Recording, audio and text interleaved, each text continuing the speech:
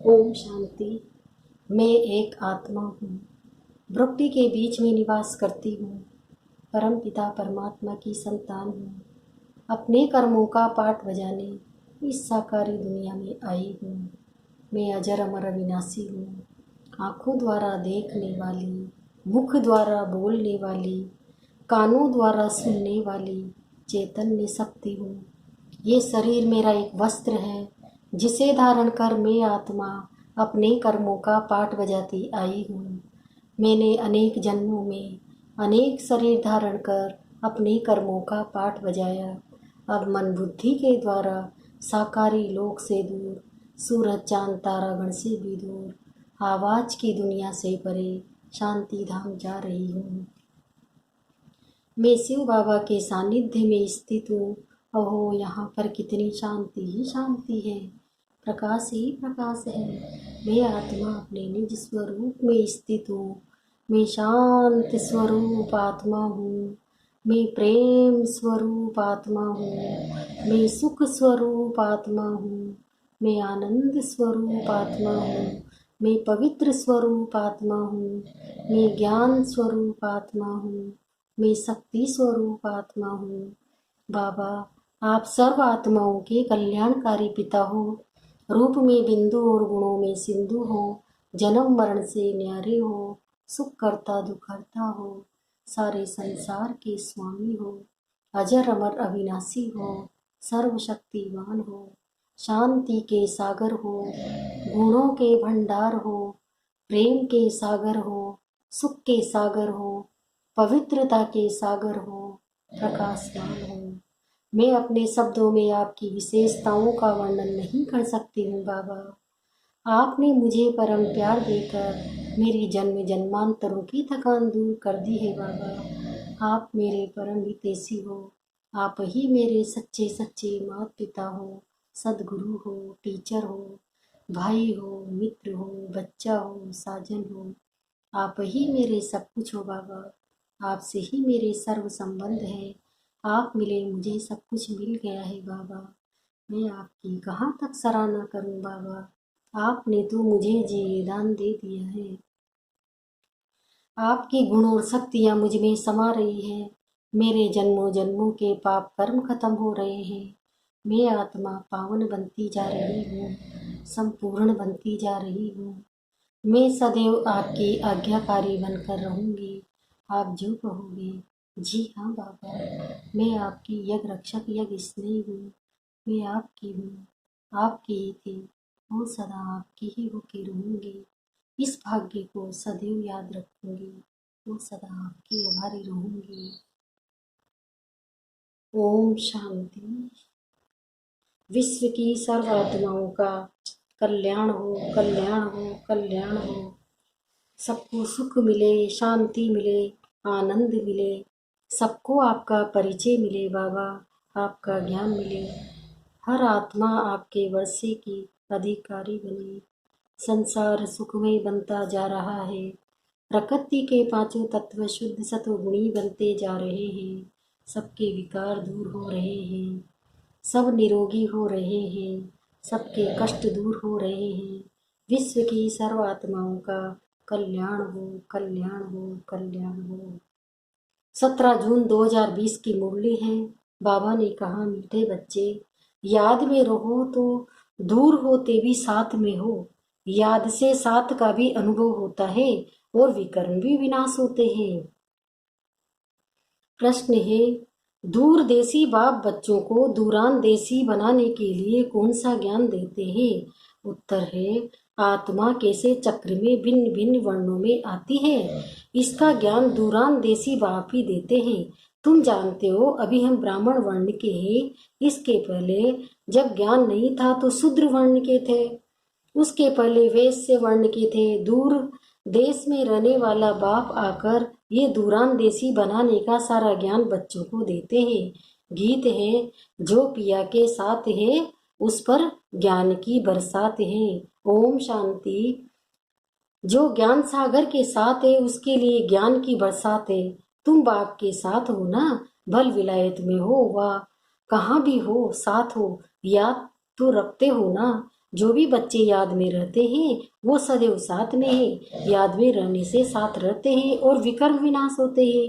फिर शुरू होता है विक्रमाजीत संवत। फिर जब रावण राज्य होता है तब कहते हैं राजा पाम का संवत। ये विक्रमाजीत व पामी, अभी तुम विक्रमाजीत बन रहे हो, फिर तुम पामी बन जाएंगे। इस समय सभी अति विकर्मी हैं, किसी को भी अपने धर्म का पता नहीं। आज बाबा एक छोटा सा प्रश्न पूछते हैं। सत्य में देवताएं ये जानते हैं कि हम आदि सनातन देवी देवता धर्म के हैं। जैसे तुम समझते हो हम हिंदू धर्म के हैं, कोई कहेंगे हम क्रिश्चियन धर्म के हैं, वैसे यहाँ देवताएं अपने को देवी देवता धर्म का समझते हैं। विचार की बात है ना, वहाँ दूसरा कोई धर्म तो है नहीं जो समझे कि हम फलाने धर्म के हैं। यहाँ बहुत धर्म है तो पहचान देने के लिए अलग अलग नाम रखे हैं। वहाँ तो है ही एक धर्म, इसलिए कहने की दरकार नहीं रहती कि हम इस धर्म के हैं। उनको पता भी नहीं है कि कोई धर्म होते उनकी ही राजाई है। अभी तुम जानते हो हम आदि सनातन देवी देवता धर्म के हैं। देवी देवता और कोई को कहा नहीं जा सकता। पतित होने कारण अपने को देवता कह नहीं सकते। पतित को ही देवता कहा जाता है, पवित्र को ही देवता कहा जाता है। वहाँ ऐसी कोई बात होती नहीं, कोई से भेंट नहीं की जा सकती। अभी तुम संगम युग पर हो, जानते हो आदि सनातन देवी देवता धर्म फिर से स्थापन हो रहा है। वहाँ तो धर्म की बात ही नहीं है ही एक धर्म। ये भी बच्चों को समझाया है। ये जो कहते हैं महाप्रलय होती है अर्थात कुछ भी नहीं रहता, ये भी रोंग हो जाता है। बाप बेट समझाते हैं राइट क्या है, शास्त्रों में तो जलमयी दिखा दिए। बाप समझाते हैं सिवाय भारत के बाकी जलमयी हो जाती है। इतनी बड़ी सृष्टि क्या करेंगे, एक भारत में ही देखो कितने गांव हैं। पहले जंगल होता है फिर उनसे वृद्धि होती जाती है। वहाँ तो सिर्फ तुम आदि सनातन देवी देवता धर्म के ही रहते हो। ये तुम ब्राह्मणों की बुद्धि में बाबा धारण करा रहे हैं। अभी तुम जानते हो ऊँचते ऊँच शिव बाबा कौन है, उनकी पूजा क्यों की जाती है, अकादि के फूल क्यों चढ़ाते हैं। वो तो निराकार है ना। कहते ही नाम रूप से न्यारा है, परंतु नाम रूप से न्यारी कोई चीज तो होती नहीं है। तब क्या है, जिसको फूल आदि चढ़ाते हैं पहले पहले पूजा उनकी होती है। मंदिर भी उनके बनते हैं क्योंकि भारत की और सारी दुनिया के बच्चों की सर्विस करते हैं। मनुष्य की ही सर्विस की जाती है ना। इस समय तुम अपने को देवी देवता धर्म के नहीं कहला सकते। तुमको पता भी नहीं था कि हम देवी देवता थे, फिर अभी बन रहे हैं। अभी बाप समझा रहे हैं तो समझाना चाहिए। ये नॉलेज सिवाय बाप के कोई दे न सके। उनको ही कहते हैं ज्ञान का सागर, नॉलेज फुल गाया हुआ है ना। रचता और रचना को ऋषि मुनि आदि कोई भी नहीं जानते, नेति नेति करते गए। जैसे छोटे बच्चे को नॉलेज है क्या, जैसे बड़े होते जाएंगे बुद्धि खुलती जाएगी, बुद्धि में आता जाएगा विलायत कहाँ है, ये कहाँ है। तुम बच्चे भी पहले इस बेहद की नॉलेज से कुछ भी नहीं जानते थे। यह भी कहते हैं भल हम शास्त्र आदि पढ़ते थे परंतु समझते कुछ भी नहीं थे। मनुष्य इस ड्रामा में एक्टर है ना। सारा खेल दो बातों पर बना हुआ है, भारत की हार और भारत की जीत। भारत में सत्य आदि के समय पवित्र धर्म था, इस समय अपवित्र धर्म। अपवित्रता के कारण अपने को देवता नहीं कह सकते हैं, फिर भी श्री श्री नाम रखा देते हैं। लेकिन श्री माना श्रेष्ठ, श्रेष्ठ कहाँ ही जाता है पवित्र देवताओं को। श्रीमद् भगवान वाच कहा जाता है ना। अब श्री कौन ठहरे, जो बाप के सम्मुख सुनकर भी बनते हैं या जिन्होंने अपने को श्री श्री कहलाया। बाप के कर्तव्य पर जो नाम पड़े हैं वो भी अपने ऊपर रख दिए हैं। यह सब है रेजगारी बातें। फिर भी बाप कहते हैं बच्चों एक बाप को याद करते रहो, यही वशीकरण मंत्र है। तुम रावण पर जीत पहन जगत जीत बनते हो, घड़ी घड़ी अपने को आत्मा समझो। यह शरीर तो यहाँ 5 तत्वों का बना हुआ है, बनता है छूटता है फिर बनता है। अब आत्मा तो अविनाशी है। अविनाशी आत्माओं को जब अविनाशी बाप पढ़ा रहे हैं संगम युग पर, भल कितने भी विघ्न आदि पड़ते हैं, माया के तूफान आते हैं, तुम बाप की याद में रहो। तुम समझते हो हम ही सतो प्रधान थे फिर तमो प्रधान बने ही, तुम्हारे में भी नंबरवार जानते हैं। तुम बच्चों की बुद्धि में है, हमने ही पहले पहले भक्ति की है। जरूर जिसने पहले पहले भक्ति की है उसने ही शिव का मंदिर बनाया, क्योंकि धनवान भी वो होते हैं ना। बड़े राजा को देख और भी राजाएं और प्रजा भी करेंगे। ये सभी डिटेल की बातें। 1 सेकंड में जीवन मुक्ति कहा जाता है, फिर कितने वर्ष लग जाते हैं समझाने में।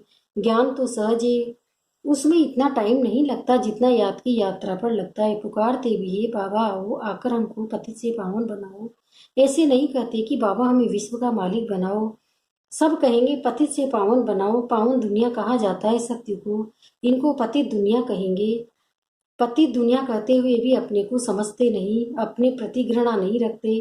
तुम किसके हाथ का नहीं खाते हो तो कहते हैं हम अछूत है क्या? अरे तुम खुद ही कहते हो ना, पतित तो सब है ना। तुम कहते भी हो हम पतित है, ये देवताएं पावन है, तो पतित को क्या कहेंगे? गायन है ना, अमृत छोड़ विष काहे को खाए? विष तो खराब है ना। बाप कहते हैं ये विष तुमको आदि मध्य अंत दुख देता है, परंतु इनको पॉइजन समझते थोड़े ही हैं। जैसे असली अमली अमल बिगड़ रह नहीं सकता, शराब की आदत वाला शराब बिगड़ रह नहीं सके। लड़ाई का समय होता है तो उनको शराब पिलाकर नशा चढ़ाए लड़ाई पर भेज देते हैं। नशा मिला बस समझेंगे हमको ऐसा करना है। उन लोगों को मरने का डर नहीं रहता, कहाँ भी बॉम्ब से ले जाकर बॉम्ब सहित गिरते हैं। गायन भी है, मूसलों की लड़ाई लगी। राइट बात अभी तुम प्रैक्टिकल में देख रहे हो। आगे तो सिर्फ पढ़ते थे, पेट से मूसल निकालते, फिर ये किया। अभी तुम समझते हो पांडव कौन है, कौरव कौन है। स्वर्गवासी बनने के लिए पांडवों ने जीते जी देह अभिमान से गलने का पुरुषार्थ किया। तुम अभी ये पुरानी जूती छोड़ने का पुरुषार्थ करते हो, कहते हो ना पुरानी जूती छोड़ नहीं लेनी है। बाप बच्चों को ही समझाते हैं। बाप कहते हैं मैं कल्प कल्प आता हूँ, मेरा नाम है शिव। शिव जयंती भी मनाते हैं, भक्ति मार्ग के लिए कितने मंदिर आदि बनाते हैं। नाम भी बहुत रख दिए हैं, देवताओं के भी नाम रख देते हैं। इस समय तुम्हारी पूजा हो रही है, ये भी तुम बच्चे ही जानते हो। जिसकी हम पूजा करते थे वो हमको पढ़ा रहे हैं। जिन लक्ष्मी नारायण के हम पुजारी थे वो अभी हम खुद बन रहे हैं। ये ज्ञान बुद्धि में है, सिमरन करते रहो फिर औरों को भी सुनाओ। बहुत है जो धारणा नहीं कर सकते हैं। बाबा कहते हैं जास्ती धारणा नहीं कर सकते हो तो हर्जा नहीं, याद की तो धारणा है ना। बाप को ही याद करते रहो। जिनकी मुरली नहीं चलती है तो यहाँ बैठे सिमरन करे। यहाँ कोई बंधन झंझट आदि है नहीं। घर में बाल बच्चों आदि का वातावरण देख ये नशा गुम हो जाता है। यहाँ चित्र भी रखे, जिसी को समझाना बहुत सहज है वो लोग तो गीता आदि पूरी कंठ कर लेते हैं।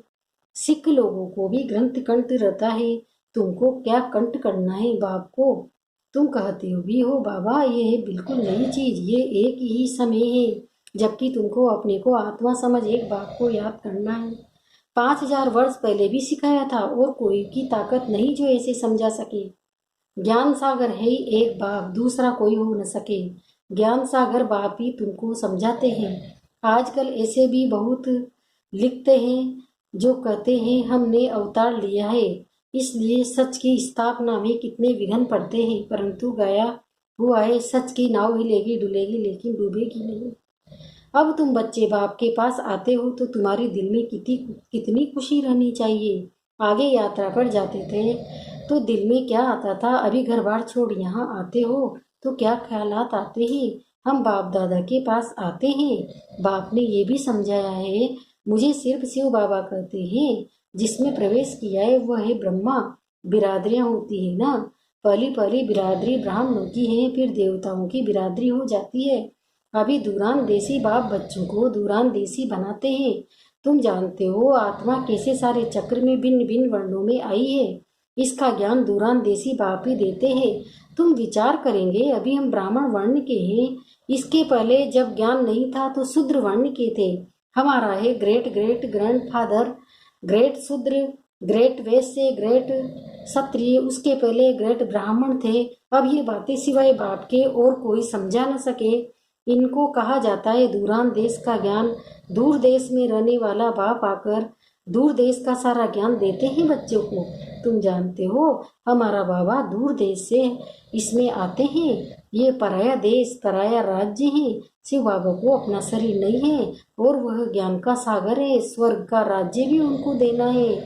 कृष्ण थोड़े ही देंगे, शिव बाबा ही देगा। कृष्ण को बाबा नहीं कहेंगे, बाबा बाप राज्य देते हैं। बाप से ही वर्षा मिलता है। अभिहत के वर्षे सब पूरे होते हैं। सतयुग में तुमको ये मालूम नहीं रहेगा कि हमने ये संगम पर 21 जन्म का वर्षा लिया हुआ है। ये अभी जानते हो, हम 21 जन्म का वर्षा आधा कल्प के लिए ले रहे हैं। 21 पीढ़ी यानी पूरी आयु। जब शरीर बूढ़ा होगा तब समय पर शरीर छोड़ेंगे।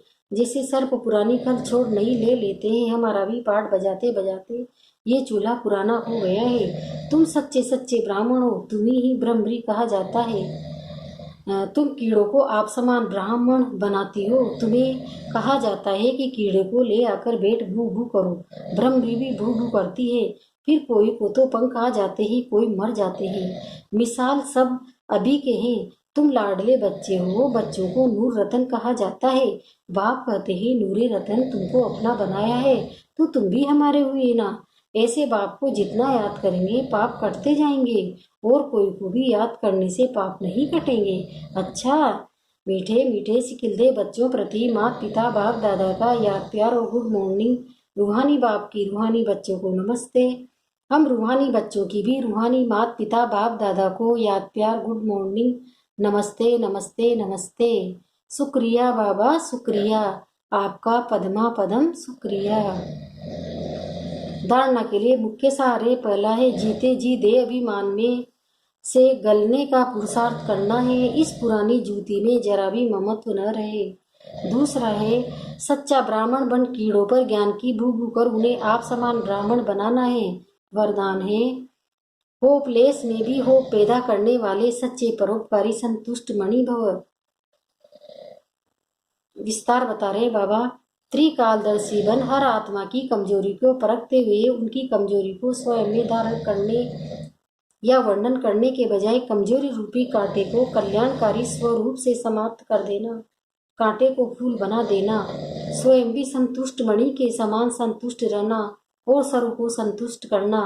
जिसके प्रति सब निराशा दिखाए ऐसे व्यक्ति व ऐसी स्थिति में सदा के लिए आशा के दीपक जगाना अर्थात दिल शिकस्त को शक्तिवान बना देना, ऐसा श्रेष्ठ कर्तव्य चलता रहे तो परोपकारी संतुष्ट मणि का वरदान प्राप्त हो जाएगा। स्लोगन है परीक्षा के समय प्रतिज्ञा याद आए तब प्रत्यक्षता होगी। ओम शांति।